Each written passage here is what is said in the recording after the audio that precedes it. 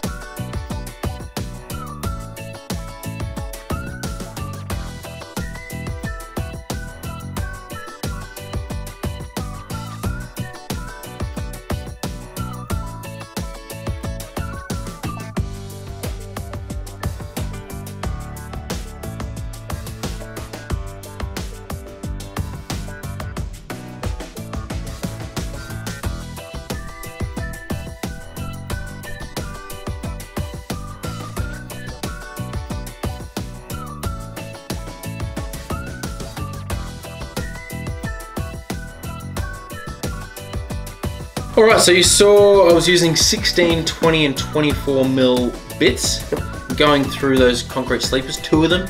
Those sort of 240 odd mil depth. Okay. Fair holes. And MPA on those? 32 or 40 the sleepers are. Oh, wow. So that's pretty decent. Yeah, that's not... Some of the little concrete we play around with every now and again isn't the hardest stuff. Yeah. Whereas that's hard stuff. It is pretty hard. And of course, when you're going through a sleeper, the bottom breaks out as you go through. Yeah. But yeah, still not a bad test. Yep. A little bit on the slower side by the time I got to 24. Okay. So this is rated at 32 mil.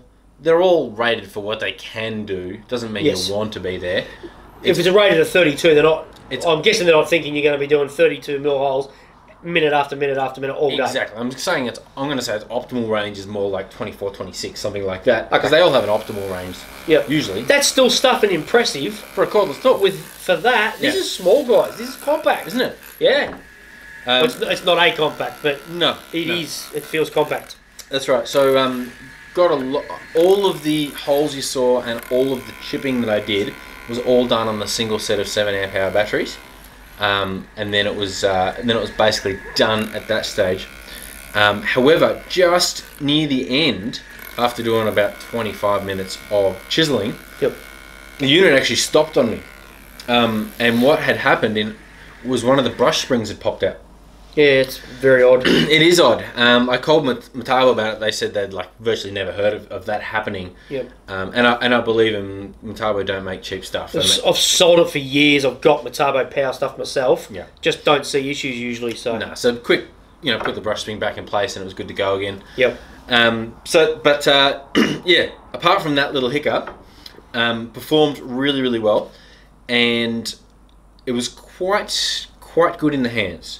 Yep. Not the least vibration I've ever felt. I have felt rotary hammers with less vibration. Okay. Sure. Of the same size, same sort of category. Yeah, right. I don't know where I put the side handle. I've left it somewhere. Useless. Absolutely. But but a good comfortable unit nonetheless, and very short. Yeah. For a 36 volt unit, really, really short. I'm stunned as to how small it looks just sitting here, and if you get one yourself, take the batteries off, there's nothing to it. It looks like an 18 volt unit with a 36 volt connector, basically. Yep. So, yeah, I was pretty happy with that. The chipping performance was really good too. Yep. This is as I said, it's got brushes, it's not a brushless unit. Yep. Which is odd, I thought. Me too. I was a little bit surprised by that. Metabo don't seem to care as much what everybody else is doing. They don't chase the game, do they? No, they go, if it doesn't need to be brushless and it wouldn't help the tool, then we're not doing it just to make it sound better. Yeah.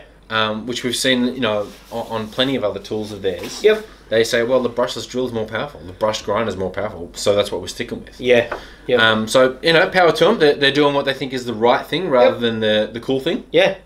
It's a 3-mode, as you'd expect for all these units. And the chiseling was good. Yeah, the chiseling was good. Because the chiseling's often, I find, chiseling's something they can lack. Different drilling. Oh, I can chisel too, and you go, well, really, you can tap. It's going to be fine for lifting tiles and stuff, but you're not going to want to be breaking up slabs too much with it, because at the end of the day, it's, I think, 3.1 joules of energy and per hit, and it is 40...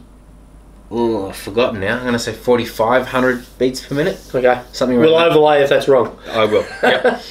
So yeah, it's kind of in that range that you expect most of the 36 volt units to do. Yeah, cool. Great. Very similar from memory to what the Bosch 36 volt that I did. Its specs almost identical. Yep. So and as we have already previously promised, there is a comparison coming, and this is going to be in it. Mike's excited about comparisons. So excited about comparisons. Favourite thing. That is bullcrap. That's a dead set lie. It is, yeah. And the truth of it is that Mike does about 20% of the work in the comparisons. That is also correct. So doesn't mean I hate it any less. But anyway, we're going to put this in. I think it's going to do really well. Yep. There's going to be SDS-Plus units and SDS-Max units. Yeah, it's going to be a mega comparison. It's going to be the biggest and the baddest. Now, we really need to come back and stress 7 amp hour Lithium HD batteries. The Lithium HDs, honestly, no one comes close, do they? No. We've got the cores now. From Bosch, yeah. Yeah, from Bosch, that are rippers. But up until now, and until someone proves it different, these 7s, they are the El Primo. Yeah. Yep, they are. And you can bet that when it comes time to do a big 8 amp hour or a 9 amp hour that still has 2 rows of cells, Metabo are going to be the first to do it. They just want to have the best batteries around. The Germans, bro. Something about them. They love it. They love it. Steins of beer are good for them. And yeah, that's right. Okay, so do we have anything else to say? I don't think so. Can I say one more time that it looks really small? It does look really small, and it's pretty sexy. Yeah. Oh, removable chuck. It's got a interchangeable. I haven't even done this. Which you'd hope it should just clip that way. Oh yeah, of course, because I'm using the SDS. And put it down on my table. All right. Don't put it down on the table. What's he do? Oh well, I put it the other way, so it shouldn't get the grease on. There you go. Very easy. Look, that is cool. You're not going to use it with this chuck, the standard chuck, all day, every day. No. But to have the ability versus running back to get another one, that's just annoying. So that's going to be fine for driving bugle screws. Yep. Putting a spade bit in, that sort of stuff. Don't try and put a massive self-auger bit in. I wonder how many 16mm spade bit holes you get out of this. Well, you can have it and try. I'm not trying it. Okay. So anyway, really cool unit. Please hit subscribe if you want to see this and other tools from us, including our comparisons. Yep. And hit like. Tell us what you think in the comments. Jump on our socials too, guys. We love to chat. I chat heaps on Instagram and Facebook. So we'd love to know your thoughts. If you got this bad boy, let us know. And we'll try and get a hold of the other 18x2 tools as well. Yeah. You know, they got the big 9-inch grinder and other stuff I'm sure is coming. So that grinder will live in my bed for a week. And it's on record if we get that. It will. I want photo evidence. Okay. All right. We'll see you guys later. Thanks, guys. Bye.